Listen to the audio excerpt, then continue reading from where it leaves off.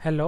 इस वीडियो में हम जानेंगे कि वर्ल्ड वॉर वन मतलब प्रथम विश्व युद्ध जो कि यूरोप में हुआ था उसके होने के पीछे क्या रीज़न थे और इस लड़ाई में क्या क्या मेन चीज़ हुआ और इस लड़ाई के रिजल्ट क्या क्या निकल के आए। इंडिया भी इस लड़ाई से अछूता नहीं था। लगभग 13 लाख इंडियन ब्रिटेन की तरफ से इस लड़ाई में पार्टिसिपेट किए, जिसमें लगभग 50-60 हज़ार इंडियन मारे गए। वर्ल्ड वॉर वन जो कि 1914 ईस्वी में शुरू हुआ था, उस समय का यह एक सिंप्लीफाइड मैप है। देखते हैं ये कौन कौन सा कंट्री है। यह ग्रेट ब्रिटेन है, यह फ्रांस है, यह जर्मनी है, इधर Russian empire, Austria Hungary empire, Italy, Serbia, Bulgaria और ये Ottoman empire. First world war के पहले तक ग्रेट ब्रिटेन काफ़ी पावरफुल था। रीज़न ये था कि उसका एम्पायर सबसे ज़्यादा बड़ा था और इस एम्पायर में इंडिया भी शामिल था, तो इंडिया से इसको बहुत सारी रिसोर्सेज मिलते थे, जिसके कारण ग्रेट ब्रिटेन काफ़ी पावरफुल हो चुका था। जर्मनी इम्पीरियलिज्म के मामले में थोड़ा पीछे रह गया था, क्योंकि जब तक वह इस फील्ड में आगे बढ़ता तब तक यूरोप के दूसरे कंट्री दूसरे देशों पर अपना कब्जा जमा चुके थे, जिसमें खास करके ब्रिटेन था। तो फिर जर्मनी ने अपना सारा ध्यान अपने कंट्री को डेवलप करने में लगाया और उसने इंडस्ट्रीज का खास विकास किया, जिसके कारण इसका प्रोडक्शन काफ़ी बढ़ गया जर्मनी में। और इसने इंडस्ट्रियल प्रोडक्ट ही नहीं बनाए, साथ में हथियार भी बनाना चालू किया और जर्मनी में काफ़ी हथियार जमा हो गए। ऑस्ट्रिया हंगरी भी एक काफ़ी बड़ा एम्पायर था यूरोप के अंदर और काफ़ी पावरफुल भी था, तो इसने भी अपनी ताकत बढ़ाने के लिए हथियार जमा करने लगे। रशियन एम्पायर को जर्मनी से खतरा लगने लगा, तो उसने भी हथियार बनाने लगे और जमा करने लगे। फ्रांस और ब्रिटेन, इधर भी जर्मनी से खतरा सभी को लग रहा था, तो सभी ने हथियार बनाने भी लगे और जमा भी करने लगे। इटली भी हथियार बनाने लगा। फर्स्ट वर्ल्ड वॉर के काफ़ी पहले से जर्मनी और ऑस्ट्रिया हंगरी में काफ़ी ज़्यादा फ्रेंडशिप थी, तो ये दोनों एक तरह से जुड़े हुए थे और दोनों की ताकत कंबाइंड रूप से काफ़ी ज़्यादा बढ़ गई थी।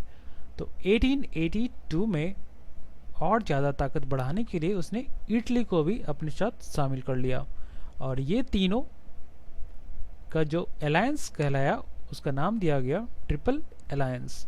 जर्मनी, ऑस्ट्रिया हंगरी और इटली ट्रिपल अलायंस 1882 में बना था।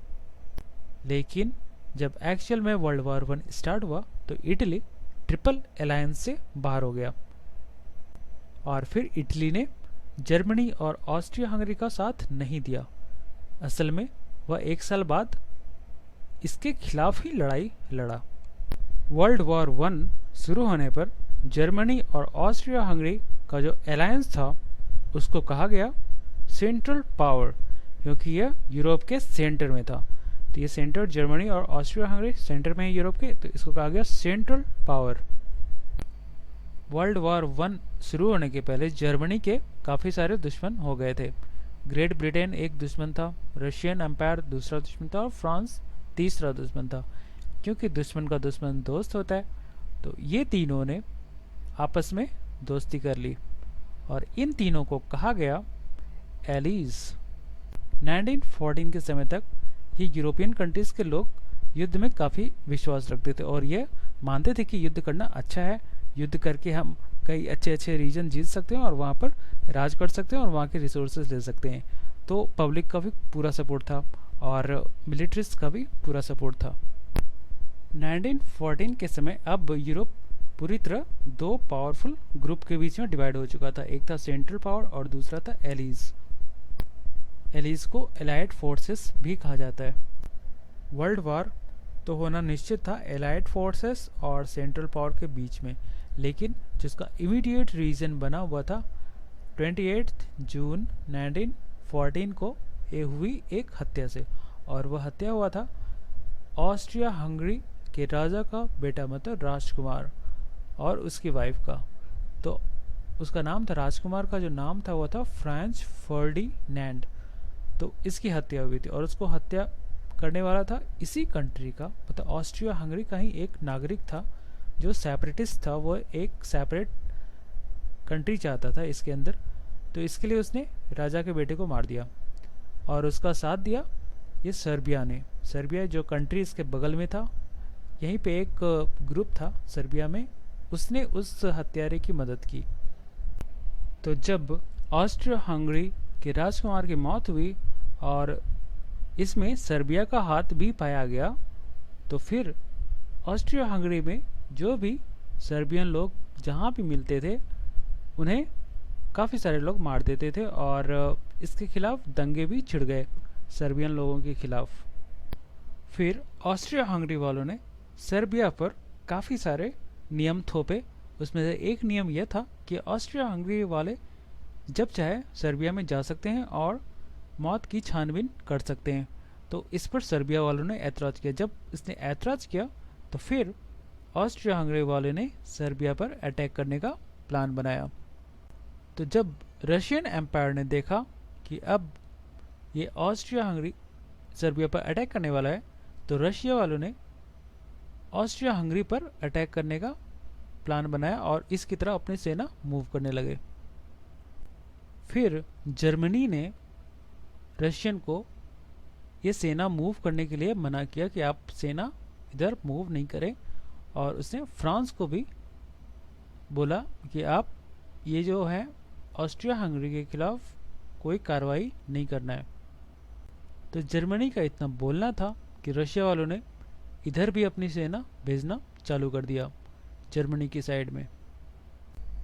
फिर जर्मनी ने पाया कि फ्रांस भी अपनी सेना जर्मनी की तरफ भेज रहा है, तो फिर जर्मनी समझ गया कि इस जर्मनी के ऊपर खतरा आने वाला है, तो फिर उसने वॉर डिक्लेयर किया और फिर अपनी सेना को, ज़्यादातर सेना को ये फ्रांस साइड की तरफ भेजना चालू किया और कुछ सेना को ऑस्ट्रिया हंगरी को मदद करने के लिए रशिया के अगेंस्ट में भी लगाया। अब जर्मनी की सेना को अटैक करना था फ्रांस के ऊपर, लेकिन फ्रांस तक पहुंचने के लिए उसे एक कंट्री क्रॉस करना था और वो कंट्री था बेल्जियम। लेकिन बेल्जियम को ब्रिटेन का सहारा मिला हुआ था और ब्रिटेन ने यह बोल के रखा था कि अगर ये बेल्जियम पर जर्मनी या फिर ऑस्ट्रिया हंगरी अटैक करता है तो वो उसका बचाव करेगा। तो जैसे ही जर्मन सेना बेल्जियम में घुसती है तो ये ब्रिटेन की सेना भी फ्रांस की सेना के साथ मिलकर जर्मनी की सेना के साथ फाइट करना स्टार्ट करती है और यह युद्ध अब लंबा चलने वाला था, जहाँ एक साइड तो ब्रिटेन और फ्रांस की सेना थी और दूसरी साइड जर्मनी की सेना थी। रशियन एम्पायर अब दोनों साइड फाइट कर रहा था, एक साइड जर्मनी साइड भी फाइट कर रहा था और एक ऑस्ट्रिया हंगरी साइड भी फाइट कर रहा था। तो रशियन को ज़्यादा सफलता इधर ऑस्ट्रियन हंगरी साइड मिल रही थी और जर्मनी को ज़्यादा सफलता इधर रशियन साइड मिल रहा था। तो बाद में ये कंट्री बुल्गारिया, ये ऑस्ट्रिया हंगरी के साथ मिलता है और ये सर्बिया पर अटैक करता है और सर्बिया पर भारी तबाही करता है ये दोनों मिलकर। फिर बाद में ये ऑटोमन एम्पायर, ये भी एक एम्पायर था जो अभी इराक एरिया और टर्की एरिया ये सब आता है, तो वो एम्पायर भी ये सेंट्रल पावर के साथ मिल जाता है और ये लड़ाई अब लंबी खिंच जाती है। अब ये लड़ाई सिर्फ यूरोप में ही नहीं होती, अफ्रीका तक ये लड़ाई होने लगती है और फिर इंडियन मिलिट्रीज़ को अलग अलग जगह भेजा जाता है और वहाँ पर इंडियन फाइटर्स भी ब्रिटेन के साथ मिलकर फाइट करते हैं सेंट्रल पावर के खिलाफ। जैसे जैसे युद्ध आगे बढ़ता है जर्मनी की सफलता बढ़ती जाती है, वह धीरे धीरे ये जो यहाँ फ्रांस के साथ लड़ाई हो रहा था वह आगे बढ़ता जाता है और पेरिस के लगभग नज़दीक पहुँच जाता है और इधर भी रशिया में मॉस्को के नज़दीक पहुँच चुका था, लेकिन इतनी ठंडी पड़ी कि उसे फिर वापस लौटना पड़ा। जर्मनी ने ब्रिटेन को भी काफ़ी नुकसान पहुंचाया, उसके कई सिटीज़ पर हवाई हमले किए और कई सारे जहाज़ डुबा दिए, लेकिन ब्रिटेन वालों ने भी जर्मनी का काफ़ी नुकसान पहुंचाया। इसके कई फाइटर्स प्लेन को ब्रिटेन वालों ने मार गिराया। तो फिर अल्टीमेटली जर्मनी वालों ने ब्रिटेन पर हमला थोड़ा कम कर दिया।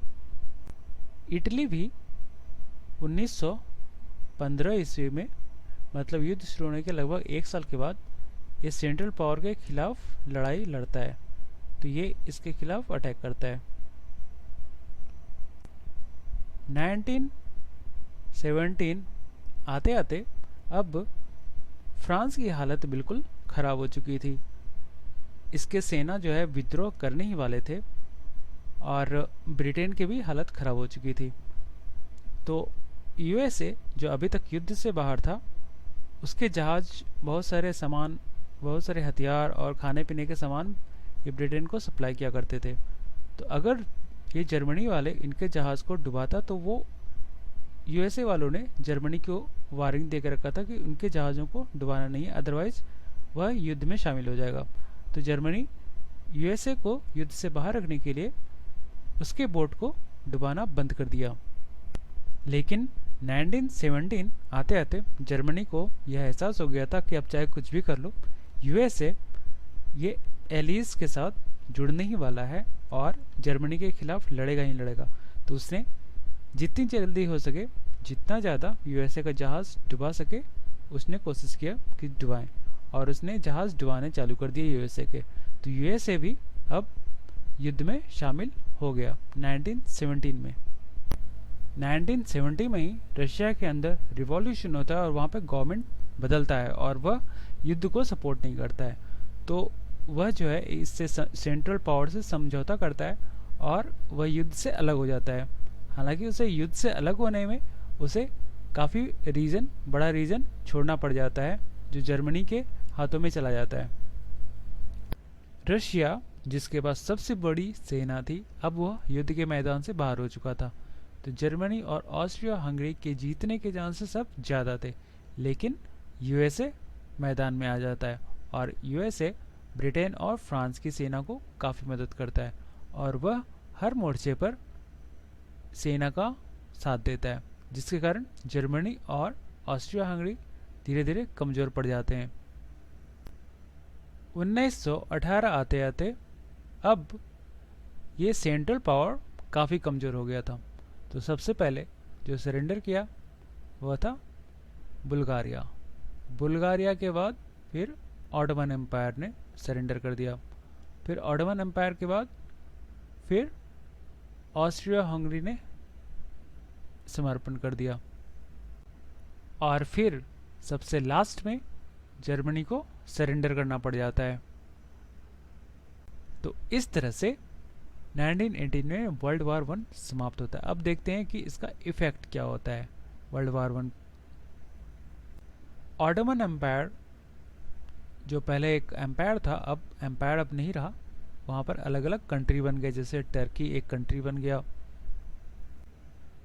ऑस्ट्रिया हंगरी ये अब एक एम्पायर नहीं था, अब इसके भी अलग अलग कंट्री हो गए। ऑस्ट्रिया अलग कंट्री हो गया, हंगरी अलग कंट्री हो गया, चेकोस्लोवाकिया बन गया, यूगोस्लाविया बन गया। तो इस तरह से इसके अंदर कंट्रीज बन गए। वर्ल्ड वार वन के बाद जर्मनी की हालत भी काफ़ी ख़राब हो गई। जर्मनी की इकोनॉमी पूरी तरह कोलैप्स हो गई, यहाँ इन्फ्लेशन पूरी तरह बढ़ गया और जर्मनी का एरिया जो है, कुछ एरिया निकालकर अलग कंट्री बना दिया गया, पोलैंड। और जर्मनी की जो सेना थी उसमें भी कई सारे लिमिट लगा दिए गए। और सबसे बड़ी बात तो ये थी कि ये जितना भी युद्ध हुआ वर्ल्ड वार वन, ये सारा का सारा रिस्पॉन्सिबिलिटी, युद्ध स्टार्ट करने की रिस्पॉन्सिबिलिटी ये सेंट्रल पावर पे थोप दी गई और उनसे फिर पैसे वसूलने का काम किया जाने लगा। इन सभी फैसलों के कारण जर्मनी के लोगों का गुस्सा काफ़ी ज़्यादा बढ़ गया और ये गुस्सा अल्टीमेटली वर्ल्ड वार 2 को जन्म दिया। WW1 के कारण 1.5 से 2 करोड़ लोग अपनी जान गंवा बैठे, उससे भी ज़्यादा लोग अपाहिज बने, बहुत ज़्यादा संपत्तियों का नुकसान हुआ, लेकिन कुछ कुछ अच्छी चीज़ें भी हुई, जैसे साइंस का बहुत ज़्यादा डेवलपमेंट हुआ। इस वीडियो में ज़्यादातर इन्फॉर्मेशन विकिपीडिया से लिए गए हैं। इस वीडियो में इतना ही है। Thank you.